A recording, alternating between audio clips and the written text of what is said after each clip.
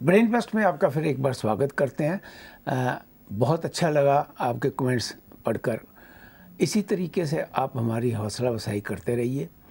Tag TV के ऊपर आप बहुत प्रोग्राम्स देखते हैं।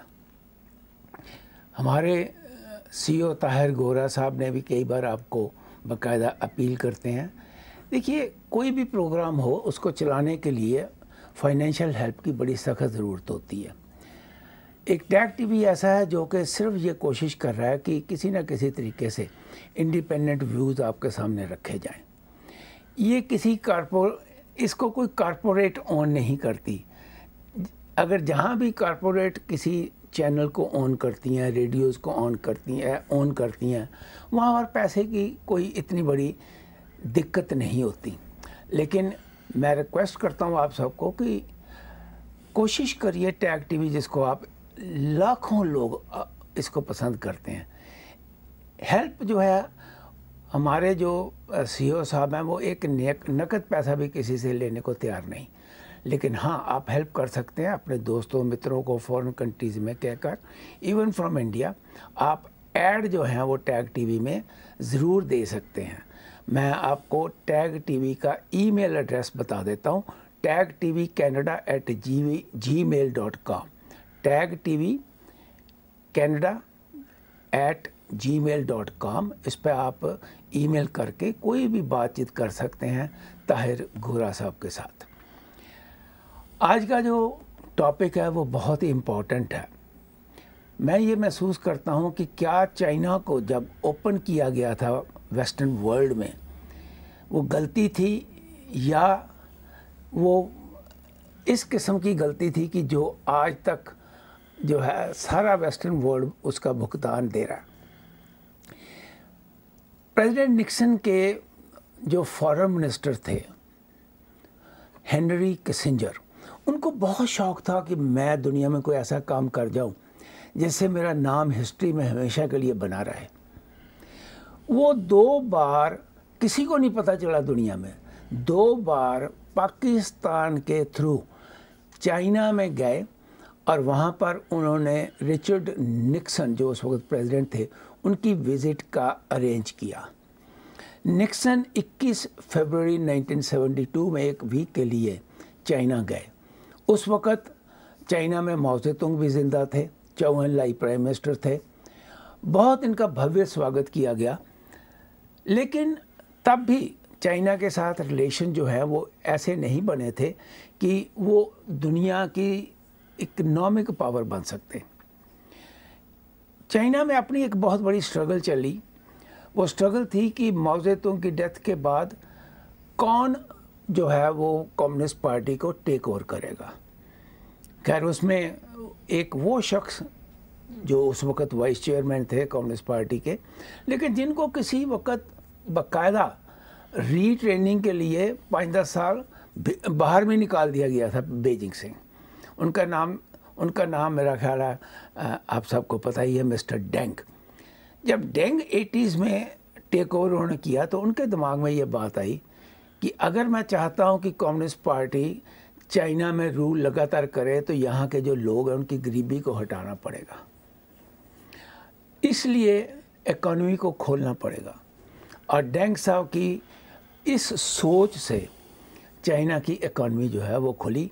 लेकिन वेस्टर्न वर्ल्ड जो है वो इतना मतलब बेवकूफ़ बन गया, मैं तो यही वर्ड यूज़ करूँगा, it may be a very strong word, इतना बेवकूफ़ बन गया कि बिलियंस एंड बिलियंस नहीं, ट्रिलियंस ऑफ डॉलर्स जाके चाइना में इन्वेस्ट कर दिए और अपनी इकॉनमी को पीछे रखकर उनकी इकॉनमी को ऊपर उठाना शुरू कर दिया। ये कमाल था।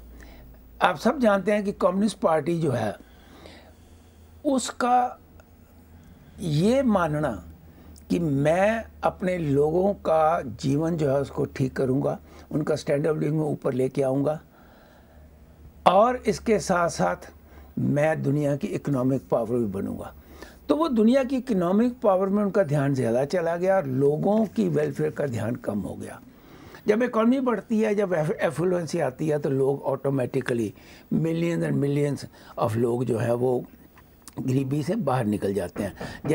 जैसे कि हमने देखा कि मिलियंस लोग जो हैं वो कहीं ना कहीं जाके किसी तरीके से गरीबी से बाहर निकलते हैं और फिर उस चंगुल में फंस जाते हैं जिस चंगल में कहीं ना कहीं गरीबी और अमीरी का फिर सवाल पैदा हो जाता है। जैसे कि हम जानते हैं कि हिंदुस्तान में भी 400-500 मिलियन लोग जो हैं वो गरीबी के लेवल से ऊपर उठ चुके हैं पिछले 20 साल में ही, 25-30 साल में। लेकिन बड़ी इंटरेस्टिंग बात है, इससे पहले क्योंकि मैं नहीं बोलना चाहता लगातार, मैं आपको बड़े फैक्ट्स भी दूंगा आगे चल के, लेकिन कल एक मिस्टर पॉम्पे जो फॉरेन सेक्रेटरी हैं यूएसए के, मैं समझता हूँ कि इनका जो पास्ट है CIA से ये शो करता है, ये जानते हैं कि actually communist party of China की क्या साइकी है। कल वो निक्सन लाइब्रेरी में बाकायदा एक ख़ास टॉपिक के ऊपर बोल रहे थे। वो टॉपिक का नाम था communist China and the free world future. Pompeo साहब ने एक बार नहीं, पोम्पियो साहब ने कई बार पिछले एक साल में चाइना के बारे में बात की है। उससे पहले उन्होंने एक बार ब्रसल्स फोरम में बोलते हुए, वो German Marshall funds Brussels forum में बोल रहे थे, और उस वक्त उन्होंने कहा कि ये चाइना की हैबिट है breaking international commitments and bullying its neighbours India, Vietnam, Malaysia, Indonesia and the Philippines. अब ये इशू जो है ये अब ताहिर गोरा साहब के साथ डिस्कस करेंगे, आगे चल के और भी बातें करेंगे। आपको पता है कि अमेरिका ने चाइना का कौंसुलेट जो है ह्यूस्टन में वो बंद कर दिया, और चाइना ने आज ही अमेरिकन कौंसुलेट चेंगडू एक शहर है वहाँ पर उन्होंने उनका बंद कर दिया। बड़ी बातें आगे चल के करेंगे आपके साथ कि कैसे प्राइम मिनिस्टर नरेंद्र मोदी और US प्रेसिडेंट डोनाल्ड ट्रंप की जून 2 को जो टेलीफोन कॉल हुई थी वो कैसे थी, किस तरीके से G7 में ट्रंप साहब की इच्छा है कि मैं उसमें साउथ कोरिया, ऑस्ट्रेलिया, इंडिया और मे भी रशिया को भी लेके आऊँ। ये सारी बातें जो हैं ये आज के प्रोग्राम में होंगी। लेकिन सबसे पहले ताहिर साहब से माफ़ी भी मांगता हूँ, मैंने थोड़ा सा ज़्यादा टाइम ले लिया।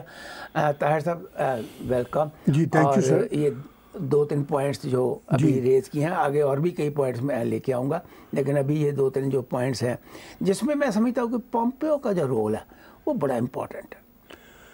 डॉक्टर साहब देखिए, बात ये है कि पोम्पियो का कहना इम्पॉर्टेंट है, मगर जब तक पूरी अमेरिकन इस्टेब्लिशमेंट ऑन बोर्ड ना आए तब तक वो रिज़ल्ट्स नहीं आ सकते जो पोम्पियो लेना चाहते हैं। वैसे भी 2020 अमेरिका में इलेक्शन का साल है। हाँ।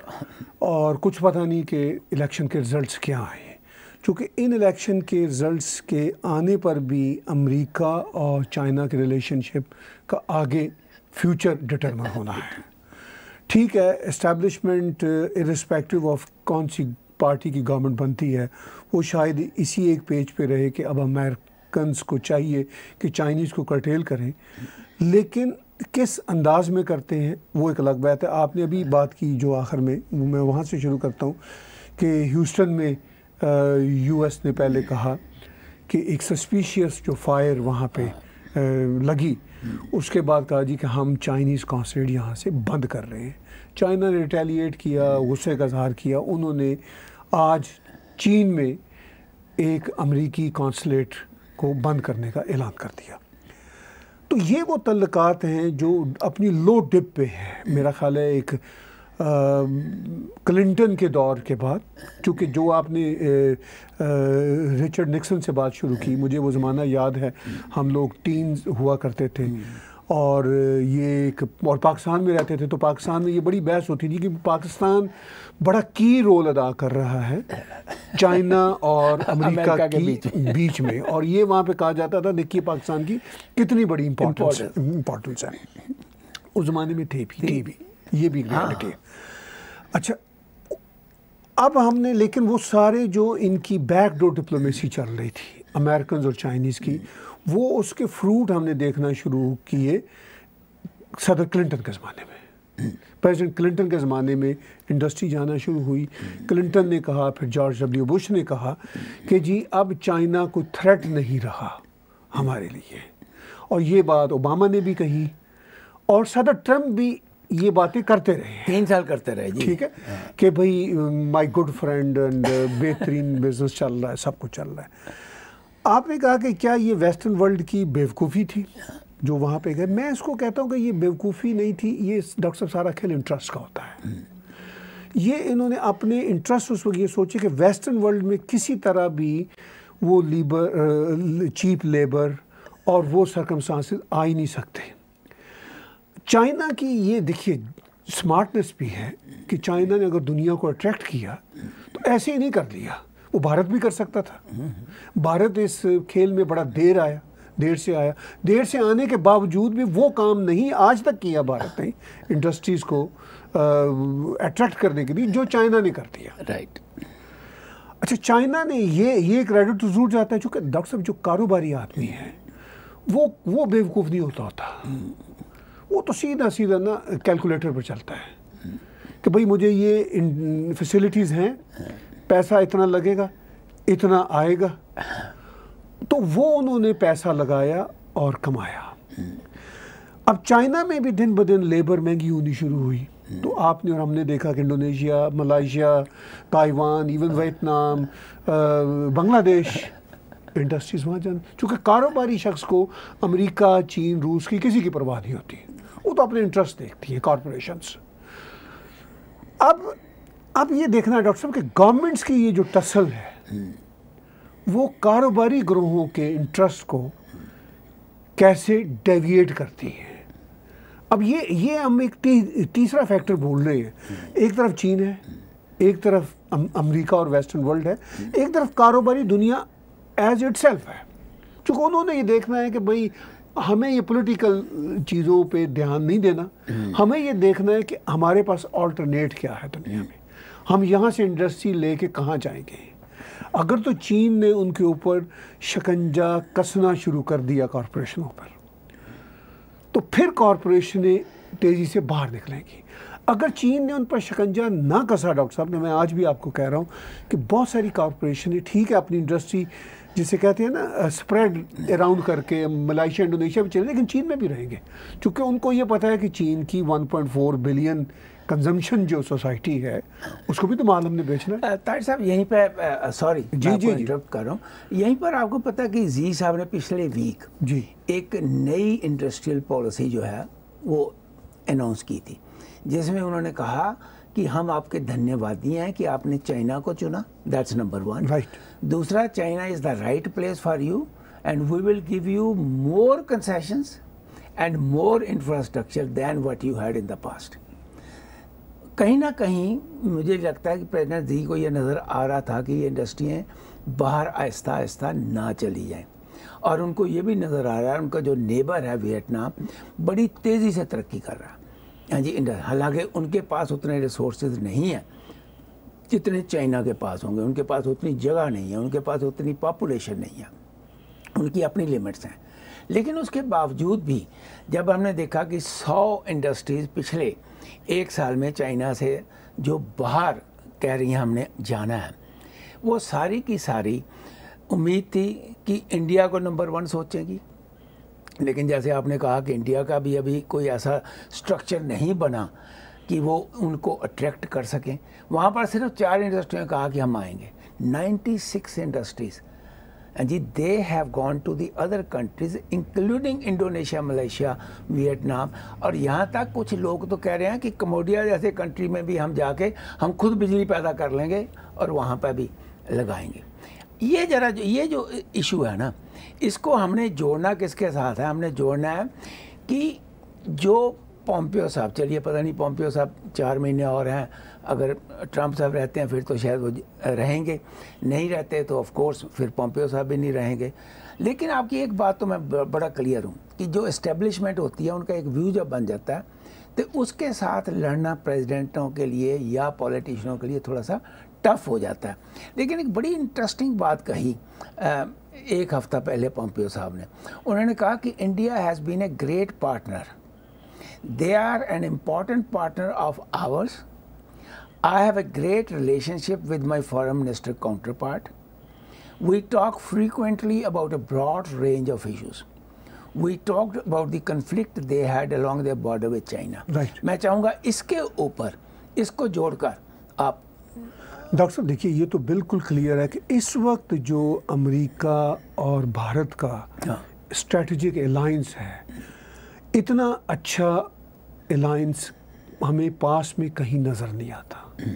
पास में भी अच्छे टर्म्स रहे हैं ऑन एंड ऑफ, लेकिन इस वक्त उनका बहुत अच्छा अलायंस है। जब ये कॉन्फ्लिक्ट अभी लद्दाख पे अपनी हाइट पे था, जब 20 भारतीय नौजवानों को शहीद किया बैक स्टैबिंग से, मैं कहूँगा चाइनीज़ ने, तो अमेरिका ने ओपनली भारत को सपोर्ट किया। भारत ने स्विफ्ट एक्शन लिया, ऐप्स को बैन करने का सारा कुछ। उसके साथ साथ साउथ चाइना सी और इंडो पैसिफिक में जो जंगी मशकें शुरू की अमेरिकन ने, भारतीयों ने, इवन जापानीज़ और ऑस्ट्रेलियंस और न्यूजीलैंड भी किसी हद तक शामिल था, वो जो शुरू हुई, उससे अमेरिका को सिग्नल मिला, तो वो थोड़ा सा अपने एग्रेसिव रवैये से वापस हटा। ये अभी की बात है, दो हफ्ते पहले की बात है। चाइना अग्रेसिव रूप से या चाइना वापस, मैं ये कहना चाह रहा हूँ, वापस हटा। तो भारत को बहुत कामयाबी हुई अपनी पोजीशन मनवाने में, लेकिन आपने कहा कि अगर ये इलेक्शन सदर ट्रम्प की एडमिनिस्ट्रेशन नहीं जीतती तो जाहिर है कुछ तब्दीलियां तो आएंगी, लेकिन एस्टेब्लिशमेंट वाकई लगता है कि वो ये तय कर चुकी है कि अब हमने रिट्रीव करना है चाइना से। लेकिन जो बात हम पीछे डॉक्टर साहब कर रहे हैं कि कितना रिट्रीव इकोनॉमिकली कर सकेंगे, बात तो ये है, बात तो इकोनॉमिकली, और कितना रिट्रीव स्ट्रेटजिकली कर सकेंगे। ये बात तो पहले भी अमेरिकन इतने अच्छे चाइना के साथ तल्लुकात के दिनों में भी कोई मिलिट्री के सौदे चीन के साथ बड़े सौदे नहीं कर रहे थे, छोटे मोटे हो रहे थे, तो वो तो खैर अब कोई चांस नहीं है। लेकिन इकोनॉमिक जो है डॉक्टर साहब, वो ये है कि जो कॉरपोरेशन है, या फर्ज कीजिए मैकडोनल्ड है या वॉलमार्ट है या एप्पल है, ठीक है, या एप्पल है, अब ये तो ये सोच रहे हैं कि चाइना अब for during the past 30 years अब इतनी मिडिल क्लास वहाँ पे डेवलप हो चुकी है, उनके कंज्यूमर जो हैं वहाँ पे 300-400 मिलियन बैठे हुए हैं, जो टोटल अमेरिका की अपनी पॉपुलेशन है। लेकिन अमेरिका का कंज्यूमर उतना नहीं है, वो 100 मिलियन है। ठीक है, ठीक है, अमेरिका का कंज्यूमर, इसलिए कि अमेरिका में दूसरा भी सैचुरेशन पॉइंट है ना डॉक्टर साहब। अमेरिका में गाड़ियाँ लेने की कितनी ख्वाहिश है, जो कि ऑलरेडी लोगों के पास है गाड़ियाँ। चाइना में तो अभी ये रेस शुरू हुई है ना कुछ सालों से, अभी तो वो जिसे पंजाबी में कहते हैं रीजें हैं उनकी, तो अभी तो रीजों को पूरा करना है, तो मार्केट तो वहीं पर ही है। ये जो बड़ी हाई एंड कार्स होती हैं, फरारी और ये, इनकी भी सबसे बड़ी मंडी वहीं पर है, और ये जो छोटी गाड़ियाँ फोर्ड हो और ये सारी, ये भी मंडी वहीं पर है।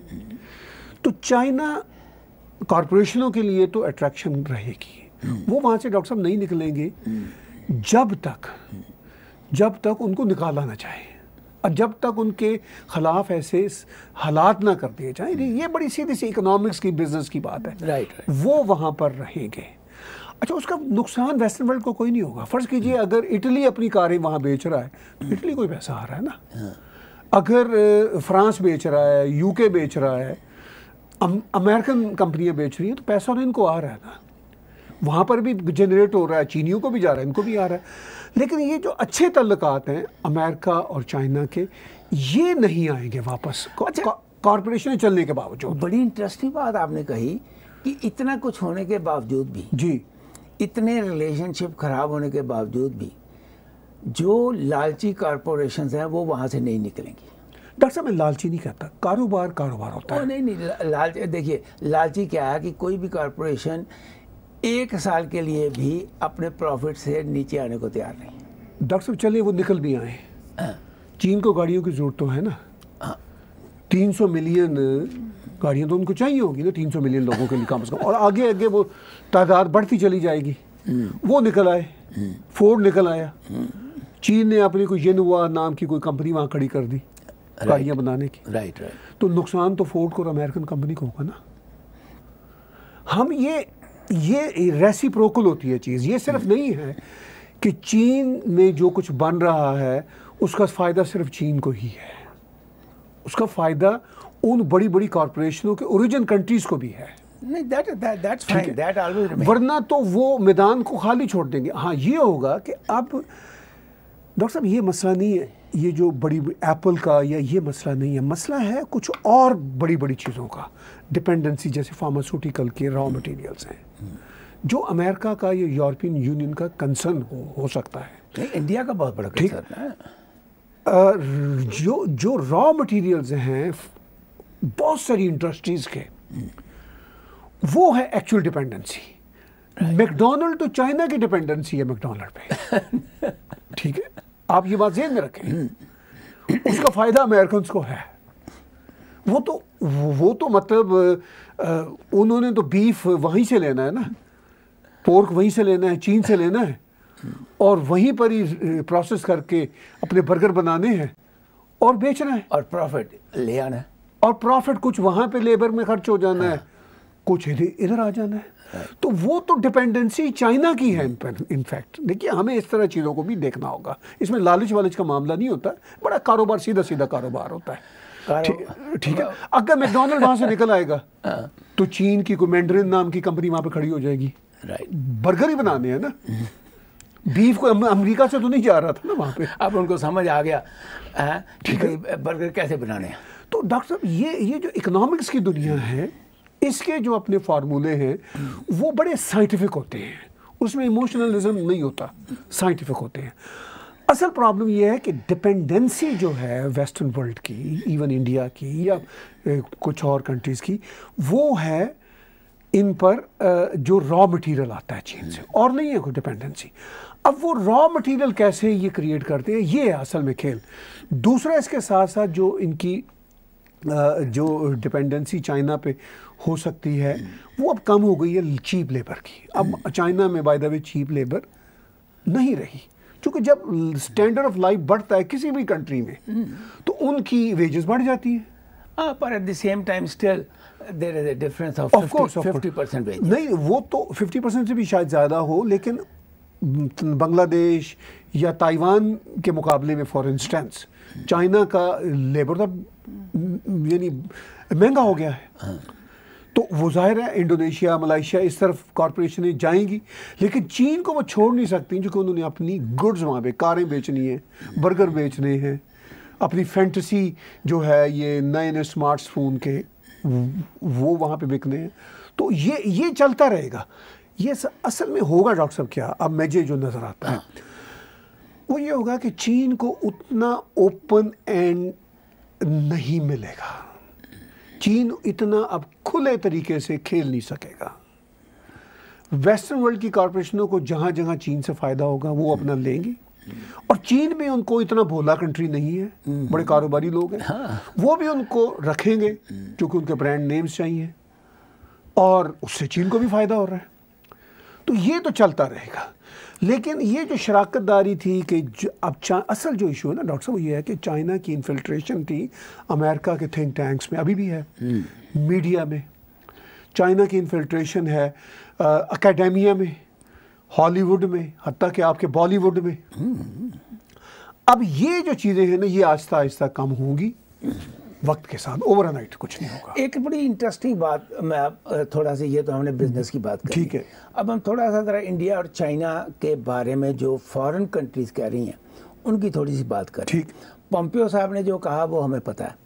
मैं आपको ना एक ब्रिटिश फॉरेन सेक्रेटरी की, जब वो पोम्पियो साहब को मिले तो उस वक्त उन्होंने क्या कहा, बड़ी इंटरेस्टिंग है, मतलब ब्रिटिश प्राइम मिनिस्टर का भी, उन्होंने कहा चाइना को एड्रेस करते हुए, you can't go make claims for maritime regions that you have no lawful claim to. You cannot threaten countries and bully them in the Himalayas. You cannot engage in cover-ups and co-opt international institutions like the World Health Organization. ये मैं पूछना चाहता हूँ, इस किस्म की जो चेतावनी है उसका क्या असर होता है चाइना के ऊपर? बिल्कुल डेफ ईयर का होता है या नहीं? बिल्कुल होता है डॉक्टर साहब, बिल्कुल होता है। चूँकि देखिए, मैं ये यहाँ पे अभी हम इकोनॉमिक्स की बातें करेंगे। इकोनॉमिक्स तो जितना पॉसिबल है वो तो चलता रहेगा। उससे अगर वेस्टर्न वर्ल्ड और अमेरिकन्स ये तय कर लें चाइना की डिपेंडेंसी के बावजूद, तो वो तो चाइना को कंटेन कर सकते हैं। पहले भी कंटेन किया हुआ है, ऐसी बात नहीं है। श्रीलंका की मिसाल मैं बार बार देता हूँ। श्रीलंका में श्रीलंका की वजह से चीनी बाहर नहीं गए, वो पीछे वेस्टर्नर आए थे। मालदीव की मिसाल मैं देता हूँ आपको, ठीक है। तो ये जो है, इसी तरह भारत के साथ जो अलायंस है वेस्टर्नर्स का वो है, और ये बात अब तय है डॉक्टर साहब कि या तो चाइना को बहुत ही स्टूपिड हरकत करके कोई बड़ा ही खतरनाक किस्म का एग्रेशन करेगा, वहाँ पे हिमालय के, भूटान हो, नेपाल हो, भारत के उस सारे पट्टी पे, या वो पीछे हटेगा। चूँकि अगर वो अब आगे आएगा तो ये बात अभी एक छोटे से एग्रेशन के इंसिडेंट से पता चल गया चाइना को कि वेस्टर्न वर्ल्ड भारत के साथ खड़ी हुई है, प्रैक्टिकली खड़ी हुई है। ऐसा नहीं होगा कि सिर्फ स्टेटमेंट्स आई हैं, प्रैक्टिकली खड़ी हुई है। और अगर इससे बड़े लेवल का एग्रेशन कोई चाइना ने करना चाहा तो मुझे लगता है कि चाइना को बहुत ही सख्त जवाब मिलेगा। पहले भी मिल चुका, अभी रिसेंटली मिला, और वो इतना सख्त जवाब मिलेगा कि चीन, मेरा नहीं ख्याल कि अब आसानी से कोई एग्रेशन का सोचेगा। अगर सोचेगा तो फिर एक जंग है। नहीं, मेरा ख्याल है कि जहाँ तक चाइना का एग्रेशन है, ये छोटा मोटा तो मैं आपको आगे भी कह देता हूँ, आज भी मैं वो जो चलता है छोटा मोटा, अब भी कहूँगा, छोटा मोटा तो पोकिंग उसने करते ही रहना है इंडिया के साथ। देयर इज़ नथिंग, 2-4 उनके मर गए, 2-4 उनके मर गए, जैसे पाकिस्तान के साथ हमारा बॉर्डर का झगड़ा चल रहा है, वो चलता रहना। लेकिन एट द सेम टाइम जो इस वक्त चाइना को फिक्र मुझे लग रहा है, जिसकी मैंने आपको पहले एग्जाम्पल दी कि जी साहब ने कहा कि मैं आपका धन्यवादी हूँ कि आपने चाइना को चुना, क्योंकि China is the best country to do business, ये उन्होंने वर्ड कहा। वो एक तो हम इस चीज़ पे एग्री करते हैं कि वो बहुत बड़ी मार्केट है, दैट्स नंबर 1। दूसरा, अगर हम इसको इंडिया के साथ जोड़ें, इंडिया भी बहुत बड़ी मार्केट है। इंडिया में भी इस वक्त कम से कम 200-300 मिलियन लोग ऐसे हैं जो हर चीज़ खरीद सकते हैं। ये अलग बात है कि पिछले 2-3 साल से वो काफ़ी मुसीबत में आए हुए हैं। उनका जो इस वक्त पॉकेट कैश फ्लो करने का कैश फ्लो जो है वो ना के बराबर रह गया। मैं आपसे ये पूछता हूँ कि अगर इंडिया इस चीज़ को करेक्ट नहीं करता अगले 1 साल में, I don't give more than that 1 year, अगर वो 1 साल में इस चीज़ को करेक्ट नहीं करता तो उसका फ़ायदा फिर चाइना उठाएगा जी या नहीं? नहीं, यकीनी तौर पर उठाएगा। इस वक्त लग रहा है भारत कोविड के बावजूद अभी हफ्ते 10 दिन के अंदर अंदर ही प्राइम मिनिस्टर नरेंद्र मोदी और भारतीय एस्टेब्लिशमेंट ने बहुत बढ़िया मीटिंग यूरोपियन यूनियन के साथ वर्चुअल मीटिंग्स की, और उसके रिजल्ट सामने आए हैं। और रिजल्ट्स इन मानों में जो स्टेटमेंट्स आ रही है, जो पॉलिसीज आ रही हैं कि भाई वो उन्होंने किया। प्राइम मिनिस्टर नरेंद्र मोदी ने अभी 3 दिन पहले यूएस के साथ एक किया है समिट वर्चुअल, और उसमें उन्होंने दावत दी है कि आप आएँ। लेकिन देखने वाली बात, दावत तो देते उनको 6 साल हो गए। हाँ, लेकिन अब देखने वाली बात यह है कि कोविड ज़रा और कंट्रोल होता है तो उसके बाद ग्राउंड पे अगर भारत फैसिलिटीज़ इंडस्ट्रियलिस्ट को, फॉरेन इन्वेस्टर्स को वो फैसिलिटीज़ देता है जो चाइना दे रहा है। ताहिर साहब, हिंदुस्तान में कोविड-19 पिछले 10 दिन से लगातार बढ़ रहा है, और आने वाले टाइम पे लोग ये कहते हैं कि India will be the number 1 country with the effect of covid, that's number 1। India की सबसे बड़ी जो प्रॉब्लम कोविड-19 में, मैं जो प्रैक्टिकल आपको बता रहा हूँ क्योंकि I know what is happening there. India 19 की जो प्रैक्टिकल कोविड-19 की प्रैक्टिकल प्रॉब्लम है, जो लेबर माइग्रेंट करके अपने घरों में वापस चली गई है, वो लेबर है ट्रेंड। वो फैक्ट्रियों में, महाराष्ट्र में, गुजरात में, जी पंजाब में ट्रेंड लेबर है। अब वो जो ट्रेंड लेबर चले जाती है और वो कहते हैं अब हमने नहीं आना, क्योंकि कुछ गवर्नमेंट ने जो है फैसिलिटीज़ दे रखी हैं कि आप अपने गांव में रहकर भी आपको 100 दिन के पैसे मिलेंगे ही मिलेंगे। हाँ जी, नरेगा के अंडर वो मिलेंगे ही मिलेंगे। तो इस किस्म की जब सहूलतें मिल जाती हैं और लेबर की कमी होनी शुरू हो जाती है, मुझे तो आप सिर्फ, क्योंकि आप भी काफ़ी नज़र रखते हैं इंडिया के ऊपर, अगर इंडिया ने अगले 1 साल में इकॉनमी को ठीक ना किया, और इकॉनमी ठीक करने का मतलब है जो लेबर है जिन फैक्ट्रियों से निकली वो लेबर अगर वहाँ पर ना पहुँची, हाँ जी, और कोविड-19 जो है अगर ये दिसंबर तक चला गया, जो कि कम से कम अक्टूबर तक तो जाएगा ही जाएगा इंडिया में, क्योंकि इंडिया में अब कल हर रोज़ 5,000 आदमी बढ़ रहे हैं। जैसे कि अमेरिका में 20 दिन में 3 मिलियन से 4 मिलियन क्रॉस कर गए। अब उसकी कंपल्शन क्या हुई, देखिए काम कैसे रोकते हैं। उसकी कंपल्शन ये हुई कि जहाँ भी पार्टी की नेशनल कॉन्फ्रेंस होती है प्रेसिडेंट के नॉमिनेशन की, वहाँ पर कम से कम 100 मिलियन जो है वो इंडक्ट होता है उस इकॉनमी में, 100 मिलियन। अब दूसरी बार प्रेसिडेंट ट्रंप को भी ये कैंसिल करना पड़ा। अब वो भी वर्चुअल होगा सब कुछ जो होगा।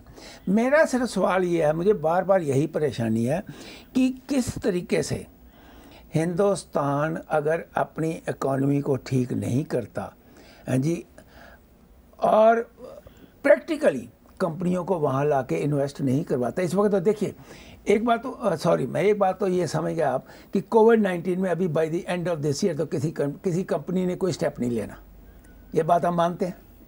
नहीं लेना तो फिर बताइए कि फिर कैसे होगा। वो तो चाइना में तो लगा हुआ है काम। देखिए डॉक्टर साहब, चाइना में काम लगा हुआ, लेकिन चाइना में भी इस वक्त बहुत रिस्ट्रिक्शंस है कोविड की वजह से। आप कोविड ने की बात और आप इकॉनमी की बात दोनों जोड़िए। हाँ। तो कोविड जो है वो इस वक्त सिर्फ भारत का मसला नहीं है, पूरी दुनिया का मसला है। मैं कोविड के हवाले से कहता हूँ, मेरे पास ऐसे बहुत सारे वीडियो क्लिप्स मौजूद हैं जहाँ भारत के बड़े टॉप के एक्सपर्ट्स ने प्रेडिक्शन की थी कि जुलाई तक भारत में 2 मिलियन तक लोग मर सकते हैं। ये मेरे पास वीडियो क्लिप्स मौजूद हैं, मैं वो चला दूंगा किसी तरह। ठीक, ऑल इंडिया मेडिकल इंस्टीट्यूट जो सबसे बड़ी इंस्टीट्यूट है दिल्ली में, उसके डायरेक्टर ने कहा ठीक है। मतलब ऐसे मेरे पास कम से कम 3-4 क्लिप्स मौजूद हैं, इतनी पर प्रेडिक्शन थी। मतलब शुक्र है कुदरत का कि ऐसा नहीं हुआ, नंबर बढ़ रहे हैं। ठीक है, अगर भारत में चूँकि सोशल डिस्टेंसिंग और बड़ा इम्पॉसिबल सा मामला है, बहुत ही इम्पॉसिबल। मैं इवन बांग्लादेश या पाकिस्तान में भी देखता हूँ, वहाँ जो पॉलिटिकल गैदरिंग्स होती हैं, तो मैं हैरान होता हूँ कि ये कैसे सोशल डिस्टेंसिंग कर सकते हैं ये कंट्रीज। तो भारत में भी बहुत बड़ा चैलेंज है। अब आपने माइग्रेंट वर्कर्स की बात की, माइग्रेंट वर्कर्स चले गए। अब वो ये खबरें आ रही है कि वो बेचारे कोई जहाँ वापस गए थे वहाँ तो फैक्ट्रियाँ नहीं लगी हुई ना, उनमें से बहुत सारे अब आ भी रहे हैं वापस। चुके आपको पता है कोविड-19 में तो अभी मूवमेंट ही नहीं है। नहीं, मैं समझ रहा हूँ अभी कोई मूवमेंट नहीं है। अब लेकिन जहाँ जिन रियासतों में हो रही है मूवमेंट, वहाँ वो आने की कोशिश कर रहे हैं। ये मैं वीडियो चला दूंगा। नहीं आप चला दिया, लेकिन महाराष्ट्र, एक मिनट, ये वीडियो कई बार कोई ठीक नहीं होती। देखिए हमें पता है कि महाराष्ट्र इज नंबर 1 सफरिंग। ठीक है, अब देखिए जो नंबर 1 सफरिंग है, जैसे न्यूयॉर्क था, तो वहाँ कोई एक्टिविटी हो ही नहीं सकती। ठीक है, अब कैलिफोर्निया है, टेक्सास है, तो नहीं फ्लोरिडा में सबसे पहले जब ये कोविड शुरू होता है अमेरिका में, तो बहुत कम थे केसेस। राइट, अब फ्लोरिडा हार्ड हिट है, नंबर 1। ठीक है, प्रेसिडेंट ट्रंप ने कल ही अपनी रैली जो है कैंसिल कर दी है, मतलब उन्होंने कैंसिल करने का ऐलान कल ही किया। इस सारी सूरत हाल में देखिए ये जो बात है कि अब नवंबर दिसंबर तक अपेरेंटली इकोनॉमिक इंजन जो है वो भारत में नहीं चल सकता, वो उस तरह जिस तरह चलाना चाहिए। वो तो मुमकिन भारत क्या पूरी दुनिया में मुमकिन, दुनिया में नहीं है। ठीक है ना। हाँ, वो तो इवन चाइना में भी मैं ऐसे वीडियोस, ऐसी रिपोर्ट्स आ रही है कि चाइना में बहुत सारे प्रोविंसेस में लाइफ बड़ी एहतियात से चल रही है, वो प्रोडक्शन नहीं हो रही। लेकिन इस समय से ये फ़ायदा भारतीय सरकार उठा सकती है कि पॉलिसियाँ जो हैं बाहर के इन्वेस्टर्स के लिए प्रैक्टिकल लेवल पे, वो मैं ये समझता हूँ कि इनको बिल्कुल क्लियर कर देनी चाहिए कि आओ, वेलकम, ये जोन्स हैं, यहाँ पे टैक्सेशन की ये छूट है, और आप सर्वे करना शुरू कर दें, एटलीस्ट वर्चुअल टॉक शुरू कर दें, 1 विंडो। ठीक है, शॉर्ट ब्यूरोक्रेसी जो है उसको कैसे कंट्रोल करें? ब्यूरोक्रेसी को तो खैर पूरी दुनिया में कंट्रोल करना एक मसला होता है, सिर्फ भारत में नहीं। क्योंकि प्रॉब्लम तो ब्यूरोक्रेसी की है, वो तो कहते हैं कर दो। हाँ जी है, लेकिन ब्यूरोक्रेसी में फिर वहाँ पर 3 महीने से 6 महीने लग जाते हैं। ब्यूरोक्रेसी एक ऐसा वो सुस्त हाथी होता है कि जिसको मूव करने में बड़ी मुश्किल होती है। जब एक दफ़ा मूव हो जाता है ना, उसकी मूवमेंट शुरू हो जाती है, पर उसको रोकना बड़ा मुश्किल होता है। क्योंकि तो ये ब्यूरोक्रेसी सुस्त और अंधा हाथी होता है। मैं तो कहता हूँ जब वो लेट जाते हैं तो फिर उसका उठने का दिल नहीं करता। हाँ जी। आहिस्ता आहिस्ता उसको जो है बाकायदा कानों में जो है वो चुभोने पड़ते हैं, फिर वो आहिस्ता आहिस्ता उठे। लेकिन मैं जो बहुत इम्पोर्टेंट सवाल है, चलिए थोड़ा सा अच्छा भी बीच में हल्का सा भी हो गया, जो सबसे इम्पोर्टेंट सवाल है वो ये है कि WHO जो है जी, उसकी अब आने वाले टाइम के ऊपर इंडिया जो है वो new head of WHO executive बन रहा है। राइट। और इंडिया ने बड़ी कोशिश की USA को ये कहकर कि हम जब वहाँ पहुँचेंगे हम उसको ठीक करेंगे, लेकिन अमेरिका ने टोटल हाँ जी WHO से अपना नाता तोड़ लिया। इसका मतलब ये है कि अमेरिका भी कहीं ना कहीं परवाह नहीं करता, चाहे वो इंडिया हो चाहे वो यूरोप हो, वो भी अपने हिसाब से अपनी ही सीधी लांग में चला जा रहा है। हाँ जी। डॉक्टर साहब ऐसा ही होता है दुनिया में, ऐसा होना भी चाहिए। इंडिया भी नहीं परवाह करता जहां इंडिया को परवाह नहीं करनी होती, ये मैं आपको बता दूं। ठीक है, और ये एक अच्छी बात है, आपकी अपनी अपनी सॉवरेनिटी भी होनी चाहिए। मिसाल के तौर पर अमेरिका WHO के बारे में बहुत टफ स्टैंड ले रहा है, और WHO में बड़ी करप्शन भी हुई और बहुत बेज़ाब्तगियाँ भी हुई, लेकिन इंडिया ने कभी अमेरिका का साथ तो नहीं दिया ना इस मसले पर कि जी आप ठीक कहते हैं। ठीक है, इंडिया अपनी डिप्लोमेटिक रिलेशन रखे हुए है WHO के साथ भी, UNO के साथ भी, और बहुत अच्छे रिलेशनशिप है। WHO की हर रोज़ ट्वीट और हर रोज़ वीडियो इंडिया के हक में आ रही होती है, और अमेरिका के अगेंस्ट। ठीक है, अमेरिका के अगेंस्ट भी नहीं वो हिम्मत कर पाते। कल वो सिर्फ इतना ही कहते हैं जी कि अमेरिका को समझ नहीं आ रही, दुनिया को इकट्ठे होना चाहिए, ये उनका मंत्र होता है। लेकिन इस सारी डिस्कशन में डॉक्टर साहब जहां हम बात कर रहे हैं, WHO तो मैटर ही नहीं करता, फ्रैंकली मैं आपको बात आई एग्री। ठीक है, लेकिन बात यह कि मैं इंडिया की एक इम्पोर्टेंट नहीं, लेकिन बात यह है कि WHO की तरह के इदारे तो जिसे कहते हैं ना कि ये अमेरिका जैसे मुल्क वो 5 मिनट में खड़े कर सकते हैं, ऑल्टरनेट इदारे, ये तो मैटर ही नहीं करते हैं। तो इनकी एफिशिएंसी, UNO की, WHO की, इस तरह के इदारों की एफिशिएंसी बेहतर होनी चाहिए। वाकई जब अमेरिका ही इनकी फंडिंग सबसे ज़्यादा करता है और अमेरिका को ही ये गलत गाइड करते हैं, तो फिर अमेरिका को ये जो सोचना है बहुत लेट सोचा है अमेरिका, ये बहुत पहले सोचना चाहिए था इनके बारे में। अब तो इलेक्शन डे आ गए जी, ये सोचना चाहिए था जी, मार्च में जाके अप्रैल में एक्शन लेना शुरू किया। कहीं ना कहीं जाके एक बात तो क्लियर है कि जो पॉलिटिशियंस हैं जब उनके री इलेक्शन आ जाते हैं ना तो उनकी प्रायोरिटीज़ टोटल बदल जाती हैं। वो तो खैर डॉक्टर साहब है पॉलिटिक्स है, लेकिन मसला ये है कि जो असल एक्शन लेने हैं वो वहाँ पे फिर ब्यूरोक्रेसी ही है। सदर ट्रंप का कह देना कि जी हम इसको बंद कर देंगे, ये वो काफ़ी नहीं होता जब तक ब्यूरोक्रेसी ऑन बोर्ड ना आए। तो बहरहाल ये तो खैर अपनी जगह चलता रहेगा, लेकिन डॉक्टर साहब जो असल चैलेंज है वो ये है कि मैं इसको यूँ कहना चाहूँगा, दोबारा उसको सम अप करते हुए एक तरह से, कि अमेरिका और भारत का जो अलायंस है वो इस वक्त आज के दिन जो है वो ऐसा बढ़िया अलायंस पहले नहीं है। इसके बावजूद अमेरिका अपने इंडिपेंडेंट फैसले भी करेगा उस रीजन के हवाले से, और भारत भी करेगा।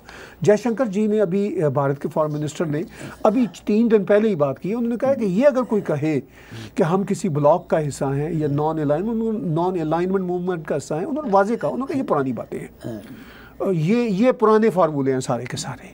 आज की सिचुएशन कुछ और है और हम इंडिपेंडेंट हैं, और वाकई इंडिपेंडेंट है। मुझे याद आता है कश्मीर के मसले पे 8-10 महीने पहले एक फोरम पे लिंडसे ग्राहम ने बड़ी रूड सी बात की थी, जो सदर ट्रंप के बड़े करीबी, ठीक है। उन्होंने कहा कि आपके यहाँ डेमोक्रेसी तो बड़ी अच्छी है इंडिया के यहाँ, लेकिन कश्मीर के मसले पे तो वो 370 के आर्टिकल जयशंकर जी ने उनको कहा, उन्होंने कहा senator you better take care of your democracy, and I was so happy to hear that.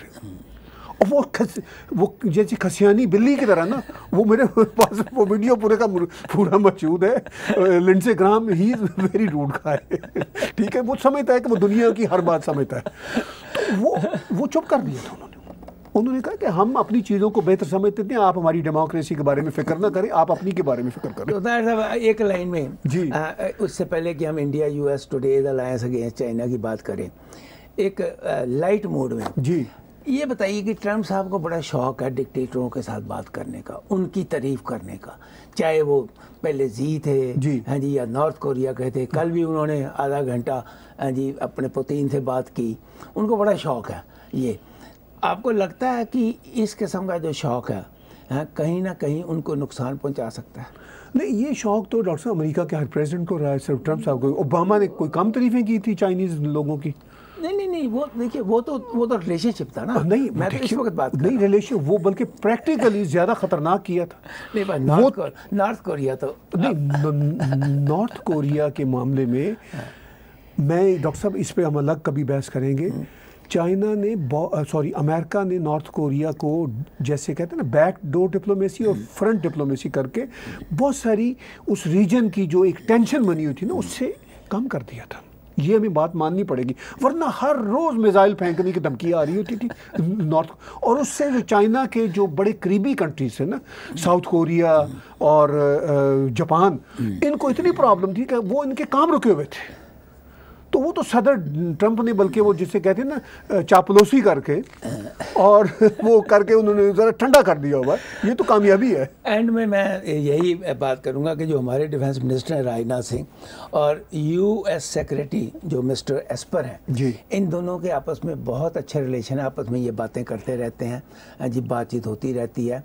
तो इसका मतलब ये हुआ कि जो अलायंस है जी, अगर आने वाले टाइम में ट्रंप साहब बाई चांस ना जीतें तब भी मेरा ख्याल है ये अलायंस जो है ये कायम रहेगा। बिल्कुल, ये अलायंस पक्की बात है। हाँ? ये कायम रहेगा। हाँ? इसमें कोई फ़र्क नहीं आएगा। और चीन के साथ जो इस वक्त पॉलिसियाँ नज़र आ रही हैं वाशिंगटन की, वो भी लगता है कि 19-20 के फ़र्क के साथ अगर ट्रंप साहब री इलेक्ट ना भी हुए तो 19-20 के साथ वही इसी अंदाज से चलती रहेगी। दीजिए, इन्हीं शब्दों के साथ हम आपसे लेते हैं इजाज़त। अपने कमेंट्स जो है वो आप देते रहिए। आपका बहुत बहुत धन्यवाद। जिस तरीके से भी आप टैग टीवी की हेल्प कर सकें हम आपके शुक्रगुजार होंगे। और टैग टीवी के रोज़ नए प्रोग्राम जो हैं उनको भी आप ज़रूर वॉच किया करें, ताकि टैग टीवी जो है इस वक्त आगे आप लोगों की वजह से नंबर 1 बनता जा रहा है। और हम चाहते हैं कि आने वाले टाइम में आप इसको बहुत सुपर बना दें। आपका बहुत बहुत धन्यवाद।